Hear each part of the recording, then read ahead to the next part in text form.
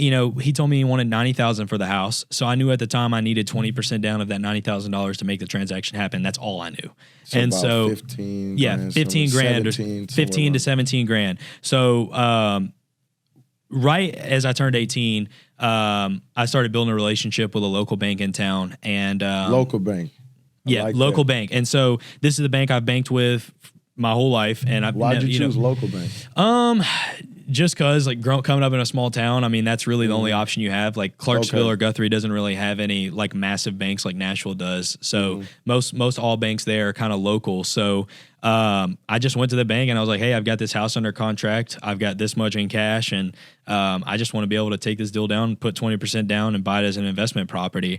And still living with my parents at the time, and so did the application process and everything, and got approved. They sent an appraiser out, and I remember it like it was yesterday. I was on vacation with my family in Vegas, and I got a phone call from my banker, and she was like, hey, appraisal come back on the house. And it come back at $75,000, and I'm under contract at $90,000. And so this is me being completely unexperienced, not knowing anything. There is no other option. Like I'm just like, okay, I can't buy the house because I can't afford 20% down plus the gap between $15,000 and $90,000, and be able to remodel the house to get it to where it needs to be.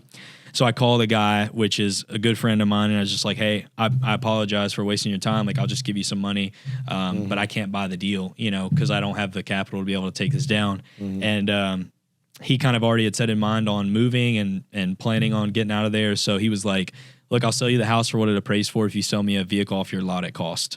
Are we rolling? Thing. Yeah. Oh, really? We always rolling. Oh, I didn't know that. We always rolling. I didn't know that. I thought we was just waiting. I like to warm the guests up. Yeah, I thought we was. I thought we was just waiting, but because when people don't know that camera on, it'd be a little different. And then now you like warmed up. Yeah. So I'm gonna shoot the intro in a little bit. Okay. Just keep going, bro. Yeah, no, but. He said, "Are we rolling?" No, we were just rambling off for real. Bro, yeah. That's funny though. What's up? What's good with y'all? We back again.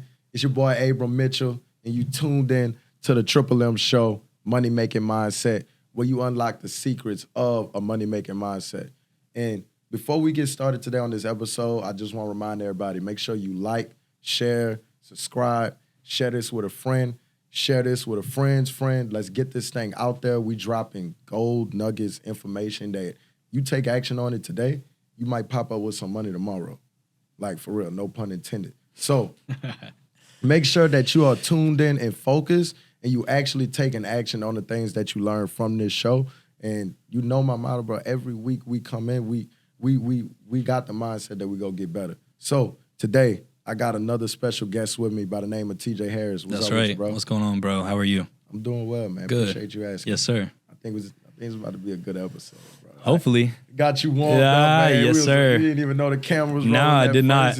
Are we shooting? Are we rolling? Yeah, bro. So, man, TJ, bro, you've been making some noise. You've been making a lot of noise, and you've been doing it at a young age, at a high level. Yes, sir. So, we always talk back and forth. And then I always see you, out riding in the whips, doing some crazy stuff.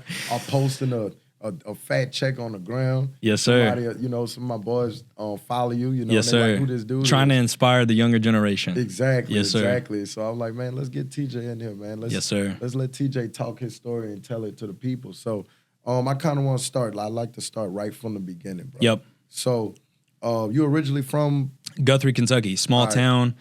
Population, probably 1,200 people. Okay. Yeah, really small. But I'm 10, 15 minutes from Clarksville. Okay. So everybody know each other. Everybody knows everybody. Okay. Yeah. I mean, it's like stuff spreads like a wildfire there. You know what I mean? I know like, how it is in those small towns, especially own it like we own it, like the small used car dealership in town. So everybody kind of knows who you are and what you do. Half the and city like, that bought a car from y'all. That's right. Yeah. Yeah. We try to keep repetitive business going within the city. So, but born in Guthrie, Kentucky.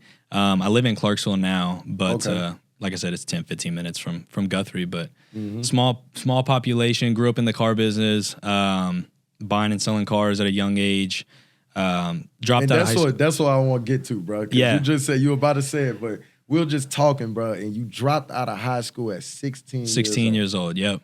is I was just talking about how I be talking about I dropped out of college. I can't even imagine like when I was 16, I was still focused on sports. Yeah. You know So I didn't do any sports in high school. I never really liked school, honestly. Like, I guess it's funny because like everybody that's an entrepreneur always says like, I grew up as an entrepreneur, but I really feel like I did. Like, I mean, 13, 14 years old, I was into shoes. So I would go to like all the sneaker cons and I was flipping shoes at a young age. Like my interest was in making $1. Like that's just what I like doing. And anything. Get it low, sell it high. That's been my whole motto my whole life. Anything I can do to make money that's legal and not having to sell drugs. That's what I like doing. So where you think you get that from? Like you think you just was born like that? Yeah. So I think it comes growing up from, seeing my dad hustle in the car business. My dad really come from nothing growing up. They were like the poorest people in our town. He's also from the town I was born and raised in. And so like, so, they were like the only people in town that had an outhouse, didn't even have a bathroom inside their house. Like dad come from like straight out the mud. And so, so like seeing him kind of grind my whole life and like business and always working like 7 days a week, sun up, sun down. I think like I have a lot of respect for him for, the time he puts in and the work he does. And so like watching that, it's just always been interesting to me. And so like it made me want to just do nothing but learn business. And so like when I was in school, it probably wasn't the right mindset to have, but like, and a lot of people don't grow up and have this opportunity. So like I'm super grateful to be around business and stuff because some people are just like, I want to get into it, but I don't know where to start. And so growing up, I think like being able to watch all the moving parts and motion of how a business operates was a huge positive to me being able to get into real estate. The car business. Okay. And so all throughout middle school, high school, like my mind was set on like when I get out of school, I'm going straight into the car business because like it was just interesting to me. I just liked the idea of it and how it worked and how the business operated. And so, middle school wasn't really great. I didn't never, grades were terrible. My parents tried homeschooling me for a little bit, never did my work when I was at home. So then I went to high school for like a year or two. And then tried the homeschooling again. And junior year, I was just like, it's just not working. Like I'm wasting my time trying to do the work. Like my grades aren't good. So I was just like, my mom was like, if you're going to quit school and you're gonna have to go to work. And so they were like, we have a bank account set up for you. It's got $1,500 in it. Use it to buy your first car. We'll take you to the auction, show you how to buy. And so, bought my first car. It was a 2004 Cadillac DeVille, white car, just, super basic. Bought it for $1,500. And, I remember it was yesterday because like I was so excited to get into that first deal. I was like spray painting the grill matte black and like cleaning it up and detailing it and stuff, putting in all the sweat equity and hard work. And so sold the car probably a couple weeks later for $3,000, and then I was just instantly hooked. I was like, buy low, sell high. And so it taught me a lot during that whole process of it. And at such a young age, all my friends at 16 were like doing completely opposite things. Like business or money was not in their. So like that's the point I kind of want to touch on, bro. And I don't mean to cut you off. No, you're good. It take a lot, bro, to just dive into it like that. You know what I'm saying? Yeah. But like, if somebody watching this and they considering dropping out college or dropping out of high school or whatever it is, I'm not saying to do it. Yep. But if you go do it, have a plan. You know what I'm saying? Like you knew why you wasn't dropping out of school so you could be home, or you was dropping out because you knew you was wasting your time. This isn't for me, and it's time for me to make a change. Yep. And then you execute on that plan. So what I would say do is like, even if it's not the car business or anything else, like whatever your hobby is or whatever you love doing, figure out a way to make money doing it. And so whether that's selling shoes or anything, flipping anything. Like I've heard, a lot of entrepreneurs that are in real estate, like there's a couple of them that have flipped couches. It's like there's different things you can get into. That's who it was. Yeah. And so like there's tons of different like little small things that you can get into where you can buy something and then sell it for X amount of dollars. And some people will say, well, I don't have money to buy something. Well, it's like, it's always a concept though. Yeah. There's always, like now you flipping houses, but you started flipping houses in a sense. When you flipped your first shoe? My first shoe, probably 14 years old. I was really big into shoes. I was going to all the sneaker cons and stuff. I went to sneaker con when they came to New Orleans. Yeah, I went to the one in Atlanta, and like I've always been into shoes. Yeah. So like it was the thing where I was like, I seen you came in with the Yeezys. That's my favorite shoe. Yeah, that's all I wear. They're comfortable, bro. They're so comfortable. So like it was like for shoes, I just liked.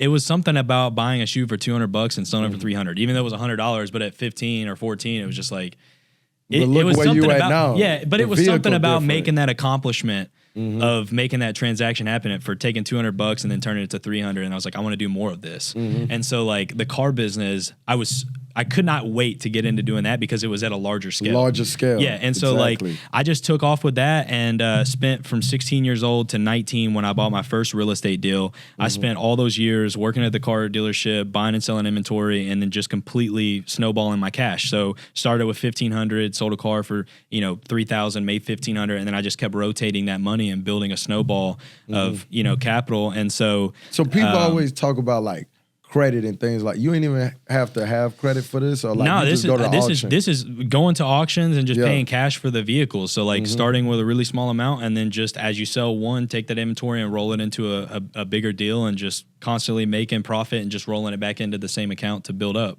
And you say you started with $1,500. So if somebody starting from scratch, like because I know people gonna be like, I ain't got no money. How I'm gonna go buy a car? They could literally flip some shoes. Anything. They could go cut some grass. Start up small, and get up to a couple $1,000. Nowadays it's like it is like I'm not gonna say it's easy, but like you can literally get on Facebook Marketplace and find a car for $1,500, $2,000, and literally go and offer them $1,000 cash and then put it up for the same price they did. Wait a couple weeks and then sell it and then take that money and go and then just keep doing the same thing until you build up, a nice little stack of money. And so that's really what I did. And so I was making, probably by the age of 17, 18, I was getting close to 6 figures a year doing cars. And so I was rich. I know you. Yeah, it was crazy. I mean, I was like, it was. You had friends, bro? You had a lot of friends? Nah, I mean, I kept my circle pretty small because like I said, nobody my age was really into what I was doing. Everybody was kind of like partying and going out and doing other things. But I mean, I still was having fun and enjoying myself, but like I was doing what I actually loved doing. And so, and that was just making money and trying to learn business. And so, by the time I turned 18, I was pushing that 6 figures mark and, paying money in taxes. And I was like, okay, if I play my cards here right, I want to get into something that creates passive income because growing up, I was telling you, my dad just is a hustler. He works 7 days a week, sun up, sun down, and watching that my whole life, like, you don't get a lot of time for other things. And so I was like, I love the car business. I like everything about it, but I want to get into something where I can eventually, by the time I'm 40, 50 years old, I can spend time with my family and kids and go out and do things that I want to do and not be tied down to a business to keep the wheels operating. We real similar like that, bro. Like, I think you mentioned that you seen when I shot in Texas. But same thing with me. Like I came up in the entrepreneur family that was hustlers. You know what I'm saying? Like there's that line. I'm not even gonna say thin line, but there's a very obvious line between self-employed and business owner. My parents are self-employed, you know what I'm saying? So I watched my dad work 7 days a week. And there wasn't no vacations. There wasn't no free time for anything else. And then, it was always a hustle. And that's how I got into the glass business, firework business. And that's how I kind of understood the concept of business, you know what I mean? And that I don't need nobody, you know what I'm saying? But then it's like, how can I take this to a next level? Because you don't want to own your business just to say, I own a business and now I'm tied down to it. I want to get to a point, like you said, I got passive income to where I could give my family the time that they need, So for me, it was like, because with small businesses, I feel like a lot of times people get trapped up in thinking they have to be there constantly and to make the wheels operate. And some do, but if you do it for so long, it's kind of become a thing where you have to. Like this the nature. They probably say this the nature of the business. This ain't like, what you doing. 100%. We gotta be there. So I realized kind of quickly, I was like, okay, I'm making enough money to where I could start taking some of this money and investing it into other things that will continue to compound and pay me without having to do anything, whether I'm sleeping, working, or on vacation, or anything I want to be doing.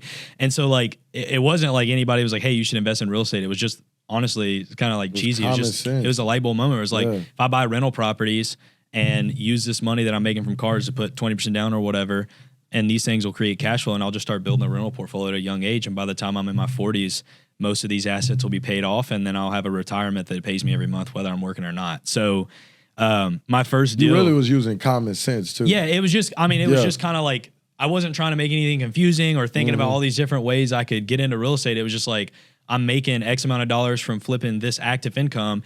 I want to take that money and then put it into something passive and buy these assets that are going to appreciate and pay me every single month. Exactly. But I didn't know anything about real estate. So it was simply just the idea of rent. Like that's the fun the part. Rent comes in every single month. That That's was the all fun that I part, knew. bro. Yeah. You know, the people that want to know everything, don't never it wasn't start. all the confusing things of like, I need to do a sub 2 deal or, and I'm nothing against sub 2 because like I'll do any deal that makes sense now that I know what I'm doing and know how to get into those deals. But like at the time, I didn't overcomplicate things. It was just, I knew I was making money from active income here and I wanted to put it into this that created passive income and paid me monthly. And so, to be able to do that, all I knew is like the last 2 years I had income taxes that I had been paying on the money I was making from flipping cars. So like I was bankable at 19. And so. Okay.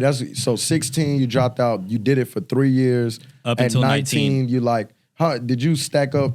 You had a good amount of money at that point? I was spending money, but I was, at night. Because you made some mistakes. Correct. You made some mistakes. I was, at a young age. What's the biggest mistake you made? I don't call anything a mistake. I think everything's a learning lesson, but like, honestly, like all of them have been huge. Everything I do is a learning lesson. So like, there's I could go over so many that I've learned from. And so like, nothing has ever been a mistake that I've done. Everything has been a learning lesson in my journey to keep me growing in my path. Yeah, and so it's all necessary. Yeah, because if you don't run into that, then eventually. That's how you learn. It's like if you don't do them, you're not going to learn. It's like you can sit and watch all the videos and read all the books, but like at the end of the day, the things in those books you're not going to learn from actually going out and taking action and doing it. So, what learning lesson let you know at 19? Hey, I need passive income. Or was it a bank? Was it the first tax bill? It was simply just watching my dad work 24/7 and knowing that I didn't want to have to do that the rest of my life. And so like, not that the car business, you can do it passively, but I also wanted to do the car business, but have something separate of my own that I could call mine that I've created. And also it be passive to where eventually one day I can live off of that money. And so like at 19, I didn't think it would ever be at this point so quickly that it is. But my first deal was just like, it was insane. So like I had a friend reach out and it was a hometown friend that I grew up with in my hometown. And he said his parents were getting a divorce and they were, moving out of state and they were looking to sell the house. And at this time, so I was 19, this is the end of 2019 going into 2020. And at the time I was still living at home with my parents. I had $40,000 in cash saved up from flipping cars. And he approached me and was like, we were just having a conversation on the phone. He was like, Dad's selling the house. And I was like, hey, I would love the opportunity to come look at it. I've been thinking about getting into real estate. I want to do whatever I can do to try to make this happen. And so at the time, it was literally just a thought. I didn't know what a comp was. I didn't know what it cost to remodel a house. I didn't know what I could rent the house for. I just knew that to be able to make it happen, I needed some cash to put 20% down at a bank, and I needed to be bankable to make it happen. So I went, talked with him at his house, and we had a conversation, and I kind of just walked through it. And this is a hometown friend that I grew up with, so I knew the house pretty well. And, he just gave me a price. And is this in Guthrie? Yeah, This is in Guthrie. So this is 2019. Like I said, small town. So there's not really anything being transacted. Like real estate's not like it is today, like where it was booming or anything. So he gave me a number. Good, yeah, he gave me a number. And what year is this? This is the end of 2019. Okay. So right before COVID. Right before COVID. So he told me he wanted $90,000 for the house. So I knew at the time I needed 20% down of that $90,000 to make the transaction happen. That's all I knew. So and about so 15 15 grand, 15 to 17 grand. So right as I turned 18, I started building a relationship with a local bank in town. And local bank. Local bank. And so this is the bank I've banked with my whole life. And why'd you choose local bank? Just because coming up in a small town, I mean, that's really the only option you have. Like Clarksville or Guthrie doesn't really have any like massive banks like Nashville does. So most all banks there are kind of local. So I just went to the bank and I was like, hey, I've got this house under contract. I've got this much in cash. And I just want to be able to take this deal down, put 20% down and buy it as an investment property.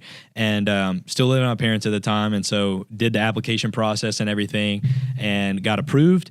They sent an appraiser out, and I remember it like it was yesterday. I was on vacation with my family in Vegas, and I got a phone call from my banker, and she was like, hey, appraisal come back on the house, and it come back at $75,000, and I'm under contract at $90,000. And so this is me being completely unexperienced, not knowing anything. You know, there is no other option. Like, I'm just like, okay, I can't buy the house because I can't afford 20% down plus the gap between $15,000 and $90,000 and be able to remodel the house to get it to where it needs to be. So I called a guy, which is a good friend of mine, and I was just like, hey, I apologize for wasting your time. Like, I'll just give you some money, but I can't buy the deal, you know, because I don't have the capital to be able to take this down. And he kind of already had set in mind on moving and planning on getting out of there. So he was like, look, I'll sell you the house for what it appraised for if you sell me a vehicle off your lot at cost. So I sold him a truck off the lot at cost, and I bought the house for $75,000, put 20% down on it, and then I spent the next 6 months remodeling the house basically all by myself. I hired an old guy to do most of the work, and like it didn't go as I planned. So I spent most of my time day in, day out, sanding cabinets, painting walls, watching YouTube videos on how to lay backsplash tile, tile the whole bathroom and shower myself, and rebuilt the whole deck. I mean, it was like I was learning so much throughout the whole process. How was that experience though? At 19, that's probably like something that's still kind of exciting, even though it was incredibly exciting. Like today I look at it and it's like I wouldn't dare like go in and like you wouldn't do it again. I wouldn't go in and remodel a whole house myself knowing now what I know, but like I wouldn't change anything because like it was so much learning experience from doing that. And so like I appreciate all the things that happen. That's why I said nothing's ever an L to me. It's always a learning lesson. And so like now that same house would have took me 2 weeks to remodel, whereas if then it took me 6 months. But it was 6 months of learning lessons that I got from putting in work and just making mistakes. And I bet a contractor can't get over on you though. No, 100%. 100%. So I spent the next 6 months remodeling the house, and I spent literally every single dollar that I had saved up, the 40 grand on down payment and then remodeling the house. So you got all your money into that every house. single dollar that I own. So I have no money left now to flip cars. And so I had an option. I was like, okay, I can either sell this house or I can rent it out and it's going to cash flow really well. Because I think my payment was like $300 a month and I could get like $1,200 a month in rent. What interest rate you at, like 3%? Man, I can't even remember. It was probably like 3-4% 2019. So it was good. Oh yeah, 100%. And at the time I had no idea that was good or bad or anything. I was just like, I just wanted to do it. Yeah. So I ended up actually making the decision because at the time I was uneducated and I didn't know what a cash out refinance was or anything. I just knew I had all my money tied up in this house and it would take quite a bit of time to be able to get $40,000 back, and I needed to be able to continue to make money with the cars and stuff. So I actually ended up putting the house on Facebook myself, didn't hire a realtor or anything. I put it up for 150 grand. I was in for 100. And a couple come in 2 weeks after that and they wrote me a check on the spot. And it's funny because like I look back now and like we didn't even they bought it 150 cash, no appraisal, no contingencies. This is gonna make you laugh. We didn't even set a closing. They met me at my bank and wrote a check to the bank for my payoff, and then met me at the clerk's office and then wrote me a check for the difference, and then I put the deed in their name, and we never even did a closing on my first deal. So you just quick claimed it to them? Just quick claimed it to them. They no closing or anything. That house bad, huh? Bro, now that I look back at it, it's actually insane because like that's just unheard of nowadays. Like you set up a closing with a title company and you close the deal and they handle the transaction. They didn't want you to do none of that. It was never in discussion, and I didn't know it was even a thing. That's what go down in those small towns. Bro, yeah. Like I didn't even know a title company was a thing at the time. So that's like crazy. I'm walking to the bank with just shy of $90,000 in checks that I'm about to deposit in my account at 19, and I was like, this is insane.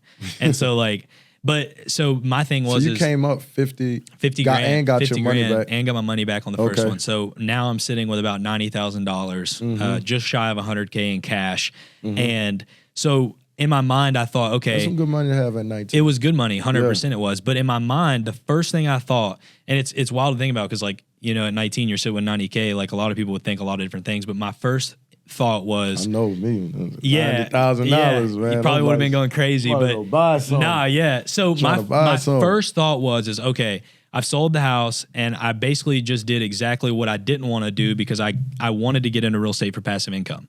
So like, yes, I made 50K. I learned a ton, but I wanted to start building a rental portfolio. And so I actually read like half of the Burst Strategy book. And then I understood the concept of like, okay, I need to do something where I can, I need to do something where I can recycle my money and start building a rental portfolio. So 2021, the beginning of 2021, basically a year after I flipped that house, I took time to go back into the car business, make some money with the capital I had then, and then get myself a little bit more educated on how I could use the capital I have now to be able to buy rental properties and keep them in a portfolio without tying up a bunch of cash.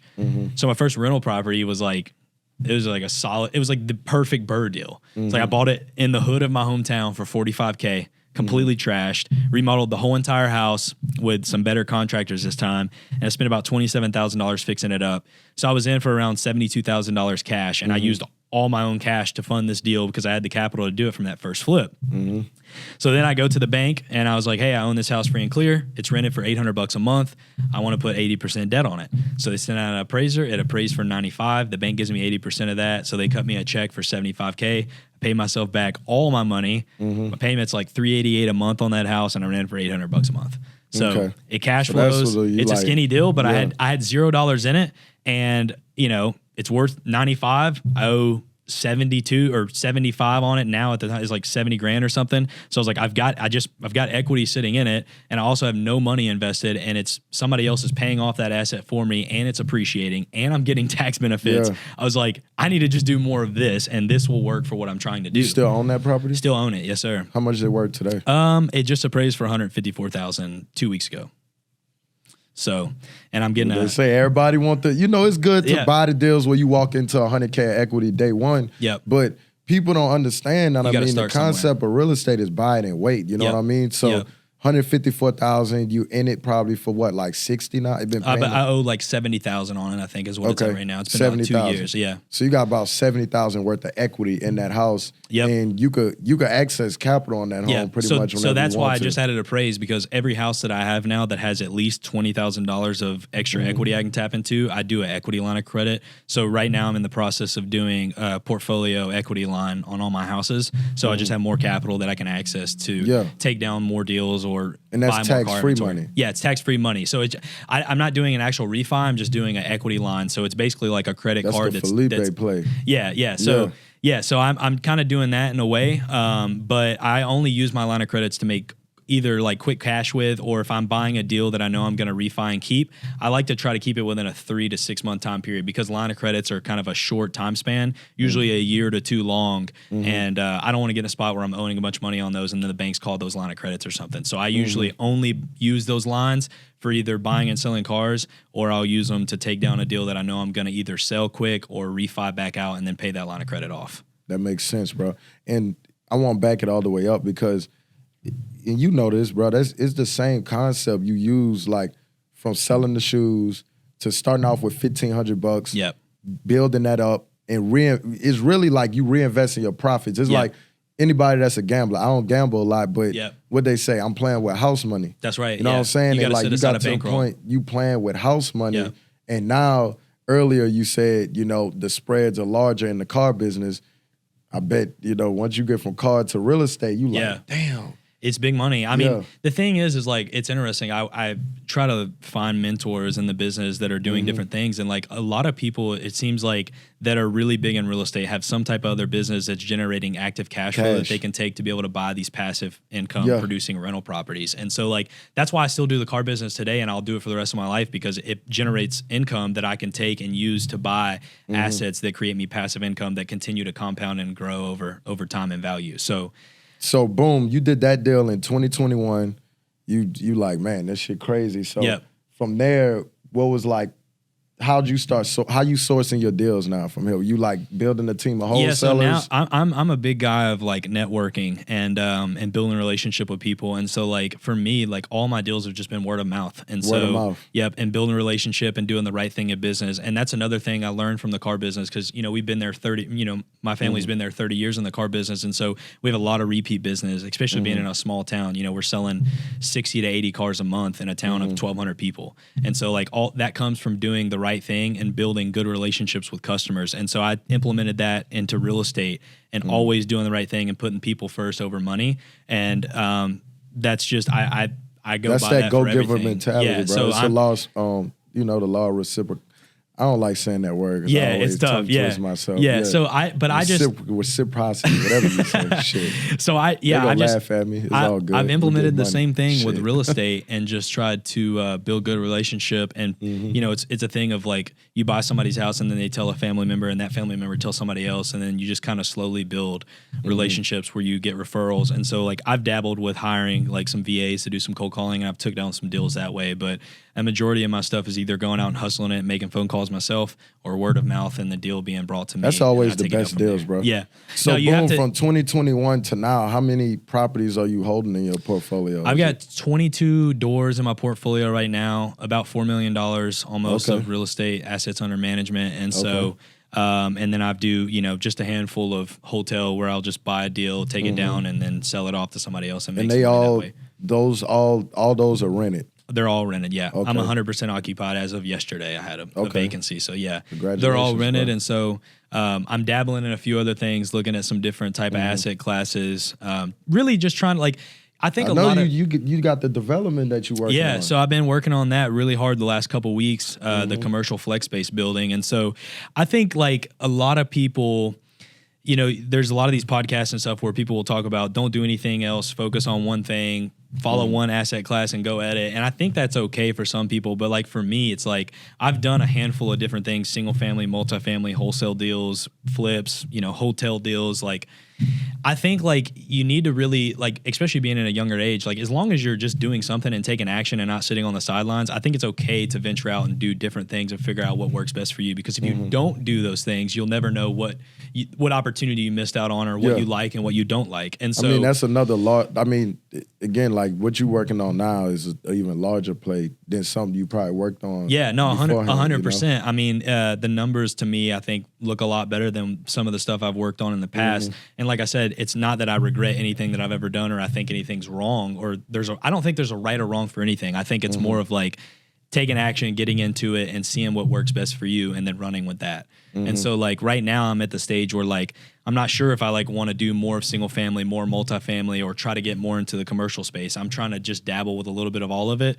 At the end of the day, you make your money when you buy right. So it doesn't matter what asset class you're in. As long as you're buying right, you're making money. So like what you mean by buy right for the people that don't know? So buying right is just, I mean, that's your entry price. It's the is there one a certain percentage like you trying to get a deal at? Not really. I mean, like I kind of just analyze things. I'm kind of like old school with it. Like I'll just jump on and kind of see what things are selling for in the area, if it's single family, and kind of just go off of that. And then just kind of learning. You really start to learn a market when you start doing deals. And so like a handful of deals, you kind of understand where your market's at, what your price point is. And so especially if they're in the same zip code. Exactly. So it doesn't take long to understand what an actual ARV or what the value of a house is. And so like, you know, there's different strategies that people look at. They do like the 70% rule minus repairs is where you want to be entering at. But like, I just kind of look at it like what's kind of worth. The bank go give me my money back. 100%, yeah. Okay. And right now with high rates, like deals are getting skinnier, so you got to buy deeper to be able to make things cash flow. Unless you want to be leaving a bunch of money in deals, which there's nothing wrong with either one of those. If you've got the capital to leave money in deals, do it. But if you don't, you got to buy deeper. So that's one thing I've learned also from the car business. You make your money when you buy, and so the deeper you buy, the more money you make. So like right now, is your strategy to leave more money into deals, or you just waiting like for those right deals? Because you don't really, you don't have to buy a high volume of deals like every month. No, yeah, 100%. You cool with just waiting on the market and kind of seeing what's going on. Yeah, so I mean, I kind of get by, like right now it's been like a little bit of a slower year, but my income's been the same as last year because I've had some larger deals. And so like, I don't have to do a ton of deals to be able to make the wheels turn and things operate. So like I can do a handful of deals and like, I don't live off of the rental income. So like, whether I buy 2 rentals a year or 10, like, it doesn't really affect my living right now. You put all the money into paying them I put off? it all. No, I let it sit in an account and build up. And then anytime I have any like major repairs or anything, like it's always going to be a rainy day. So you want to make sure you have an umbrella for that. So I just let the money right now because it's not enough monthly for me to pay myself a check. I just let it sit and build up in an account and don't touch it. Okay. So, but I mean, hey, bro, I mean, you said it earlier. I don't know if everybody caught that, but I mean, how old you are now? 24. 24, you a millionaire. Yes, at sir. 24 years old. How that feel? It's pretty wild. I guess I Are clicked you the over. first in your family? No, so my dad is the first in the family. Okay. So my dad was a first millionaire probably in very, very long generations. Obviously from the car And business. he built it from the pavement. From the pavement. Yeah, dad Yeah. got it out of the mud for sure. Have a lot of respect for him. He's just a hustler. Like he's just, super backwoods, like old school with stuff. Like he just getting out, hustling it 7 days a week, sun up to sundown. And so, but yeah. That's crazy though, bro. I want to highlight that. Like, it's just so important to like be a good father figure. You know what I'm saying? Like 100%. people don't understand how important that is because you got a family that historically didn't have money, didn't come from it, 100%. And then it take one person like your dad to just change the whole cycle. narrative, hustle, go crazy. And we were talking about this a few episodes ago. Like, it's that one person, and then boom, his son is a millionaire. What you think your son gonna be? A million? I don't know. What I mean? Yeah, 100%. Like, I think like it's crazy. Everybody your plays, daughter, son, daughter, you know what I mean? But 100%. I think it's interesting because everybody plays their cards different. Like I know a lot of people that are presented opportunity, but they don't kind of run with it. And I think that's okay. Like I said, I'm not a guy where like I don't think anything's a wrong or right. It's all about what you want to do and what path you want to take with things. What I do, I just love it, and it happens to tend to work out for me as far as like money and wealth goes. But like. I just like real estate. I like the passion of being able to take deals down and acquisitions and making things happen. And so I do definitely think that comes from having a father figure of like entrepreneur and business and hustle and grinding. And so some people get that from, like him, like he wasn't born or raised around that. So it was just kind of the thing of like, I'm tired of living the like bottom this. of the totem pole. Like I want to take things to the next level and get it out the mud. And so like super grateful for that opportunity and being able to watch that growing up and seeing the hustle and the grind and constantly making it happen. And so like that definitely pushes me to want to take things to the next level. So one thing I'm excited for is, and my dad will probably watch this, but I'm excited to surpass him. Not that it's a competition, but it's a competition, bro. It is. It's in a way, it's a father-son thing. Like you got to play to win, though, bro. Like if you're not playing to win, how you keep that edge? 100%. And once you pass him, then it's gonna be something else that you're shooting to get past. And I think he knows I'm coming for him. So but I love it though. I mean, I think it's for him. It's cool to watch me kind of put things together. And like I said, my parents are family or nobody's really in real estate, and so like, having somebody to kind of talk to about these things, and for him, it's like he honestly like he's not he's a numbers guy and he knows about the car business really well, but like as far as real estate goes, like he's not really dabbled in much of it. So like, do you think he's gonna eventually? I've tried to talk with him about doing some stuff on it, but he's really wrapped up in the car business. It's his bread and butter. He's done it the last 30 years, and so like he wants to stick with what he knows, and then I do my thing, and so it works out. But this would be nice, bro. Y'all both millionaires chilling on a yacht somewhere in Miami. That's the problem. He's just a guy where like. I don't think he'll ever retire. Like he loves working. Like that's how my dad is, bro. Bro, he's like he don't like vacation. Like when we go on vacation, we have a good time. But like he would rather be at the car lot 7 days a week, sun up, sun down. It's just what he loves doing. And it's just in it. He watching you though. Yeah, 100%. Once he keeps seeing like there'll be a day when he come to you and be like, man, TJ, look. let me get in on a little something that you doing, bro. That's the goal, man. I'm trying to just keep it going, keep the wheels turning, continue to grow and continue to make things happen and enjoy the process along the way. I think a lot of people get wrapped up on money and all these different things, but like we're here for a short time and like enjoy the process, enjoy it while you're young, make it happen, make deals happen, and just along the journey, just make sure you're enjoying what you do, learn. Yeah, 100%, and just learn because we learning put is so how you much continue pressure to grow. on ourselves, bro. Like. In this day, and everybody know what it's because of social media. Like we got so much visibility to 100%. What somebody else is doing. 100%. You gotta have a good balance of knowing when to turn that off. But at the same time, social media is great because somebody will motivate you, inspire and motivate you. It's inspiring, 100%. But like at the same time, like what you saying is like have fun. Like don't put too much pressure on yourself sometimes because everybody has a process. They have a journey. And really. I've talked to some of the most successful people in the world, like some of the most successful people, and they all tell me like, man, I wish I could get back in it. Yeah. Like right now, like you was talking about with cars sometimes, you get a car, drive for 6 months, you want the next thing.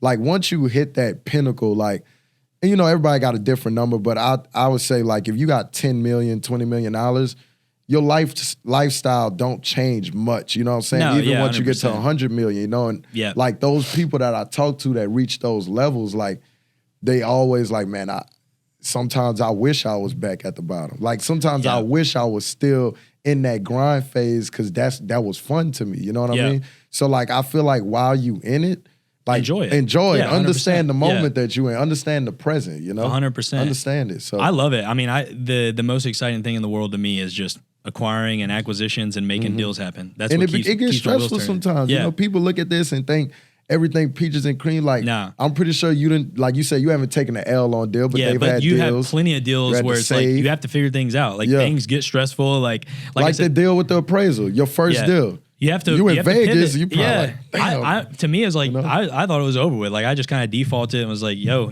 there's nothing I really do from here because I wasn't educated. The truth. Yeah, so I laid it out how it was, and you just have to pivot and try to figure out different situations to be able to get things to the finish line and make things happen. And so I think, a lot of people, I feel like really a lot of people get wrapped up on just overthinking things, overanalyzing. Overthinking. And people really, really think like all the things that go wrong instead of the things that go right. Yeah. So like if anybody that's watching this is younger, it's like you should really be thinking about like, what do you really have to lose at the end of the day? It's like you're missing out on more opportunity by not doing than you are by sitting on the sidelines and worrying about all the problems that you could have by taking action and moving And I don't forward. even think it's the problems that people scared of.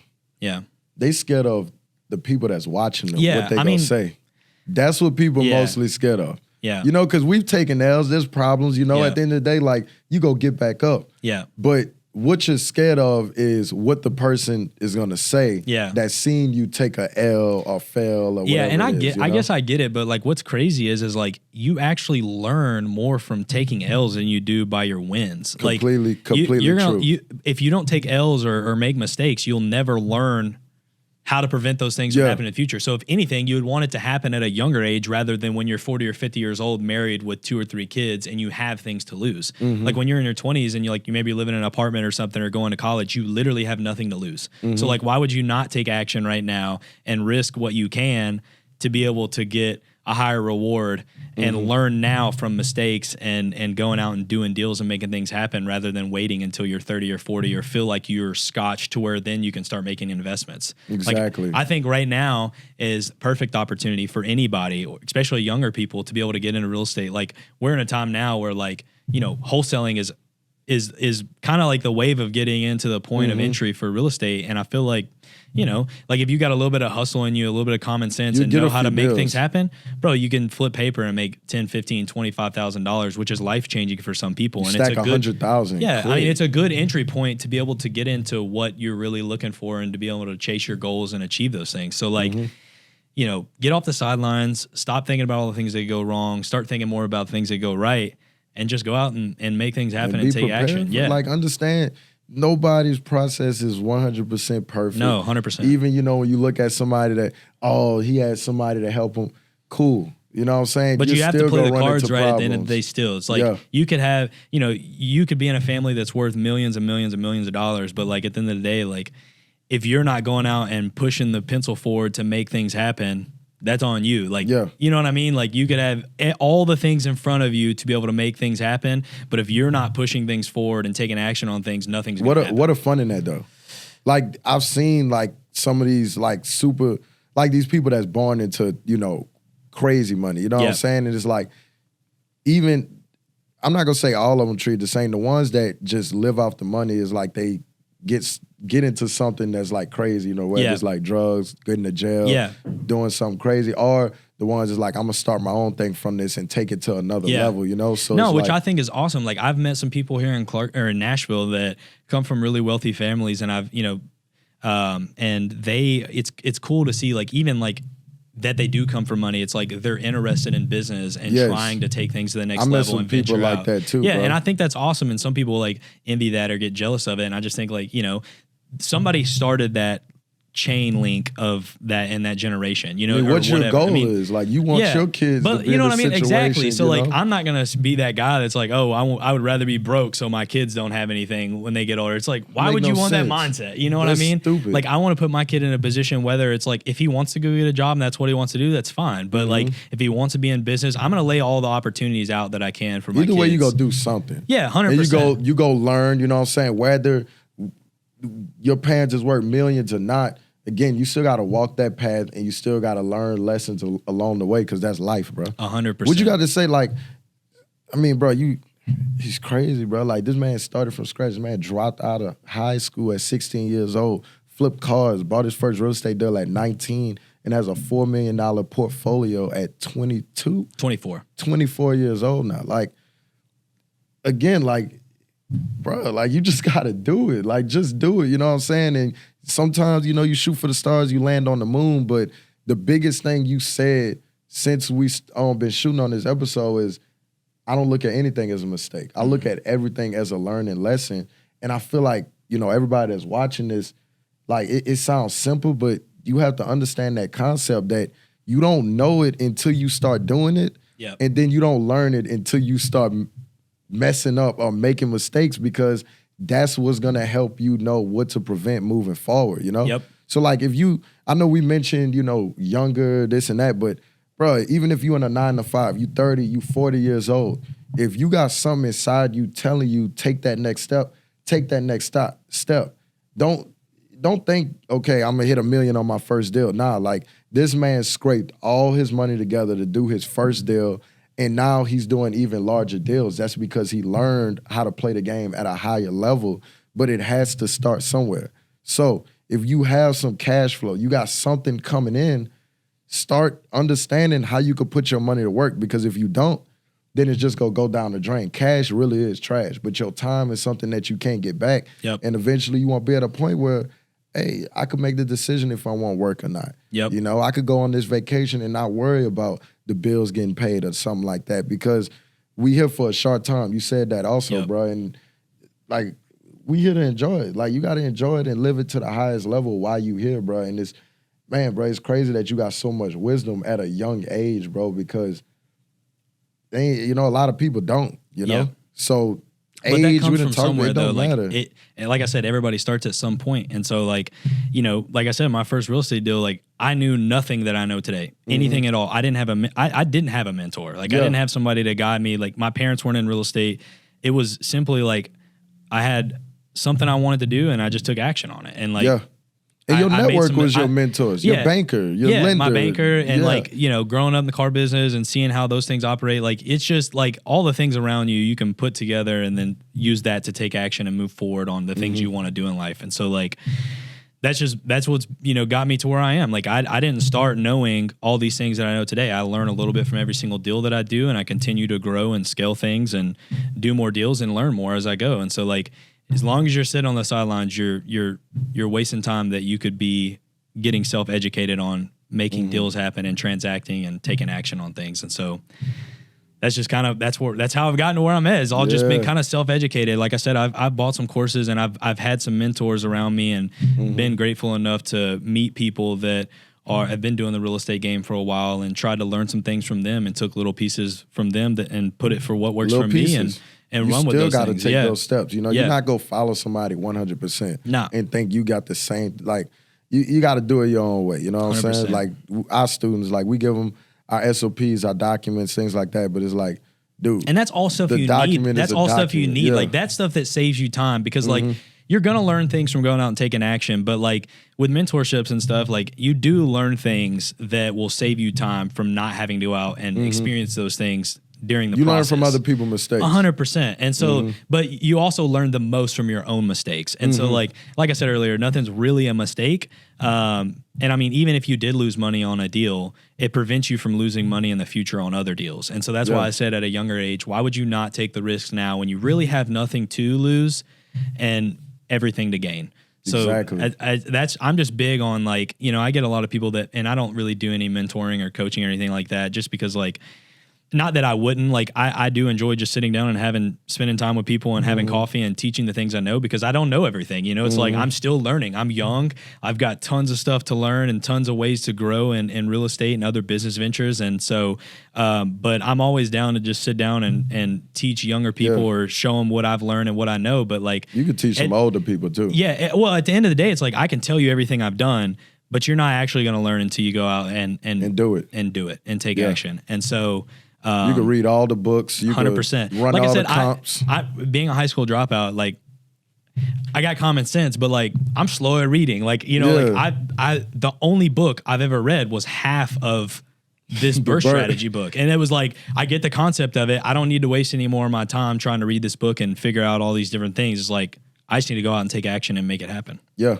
I agree, bro. Because like I said, I'm kind of dabbling in a couple of different things right now. So I don't know if I'll end up in commercial or more single family or some multifamily. I kind of just do anything right now that makes sense, that makes money and gets me to the next step to get me to that goal of that number I want to be at. So I'm dabbling in a little bit of everything that I can make $1 on.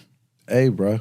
Y'all heard the man. Look, the time is always now, and especially if you at a point where you don't have kids, you don't have a family, you don't have something depending on, you really don't have nothing to lose, dabble. Find out, you know what I'm saying? Learn from those lessons, and you probably are going to get results, you know what I'm saying, quicker than you think.